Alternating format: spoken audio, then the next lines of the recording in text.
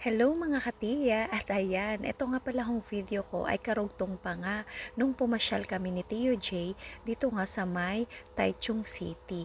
At dito nga sa Taichung, ang ganda ho ng kanilang mga bus stop station, yung waiting area nila. Ayan, kita nyo ang ganda at may overpass pa nga ho dahil sa sobrang lawak nga ho ng kalsada nila dito.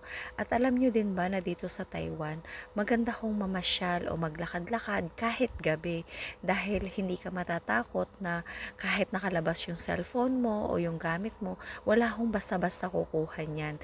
Ganyan po dito, safe po na maglakad.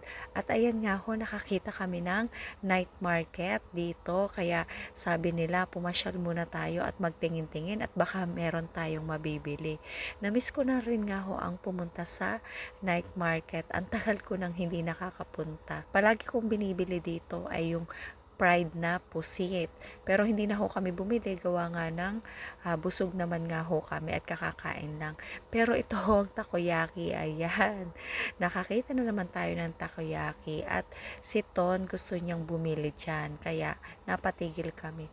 Ito naman si Tio J, aba, dito pala sa may strawberry. At ito daw ang gusto niya. Ayan, na talaga namang nilagyan pa nga niya ng condensed milk na madami dahil gusto niya po talaga ng sweet. Ayan. Napakalambing naman talaga ni Tio J. Oh.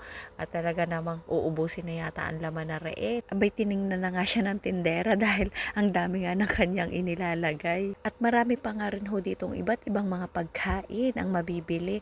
Pero hindi na nga ho kami bumili dahil busog pa naman nga ho kami. Ayan.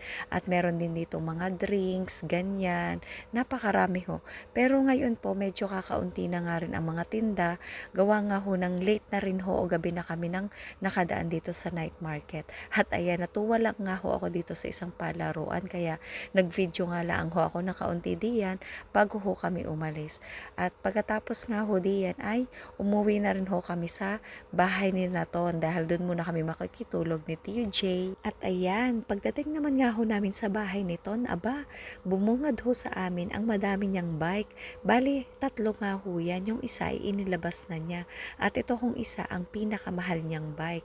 At ito namang isa ay ginagamit niya din pagpasok sa kanyang trabaho. At ito naman nga ho, may pasalubong nga ho sa atin. Ayan ang aking kaibigan na sina Joyce at si Ate Monet. Ayan, salamat po sa bigay niyong pasalubong sa akin. Fresh from the Philippines. Ayan. Isa rin nga ho ito sa kukuhanin ko sa kanya. Kaya nagpunta nga ho ako dito sa Taichung. Ayan. Maraming salamat po sa inyong lahat sa patuloy na panonood at pagsuporta sa akin. God bless you all.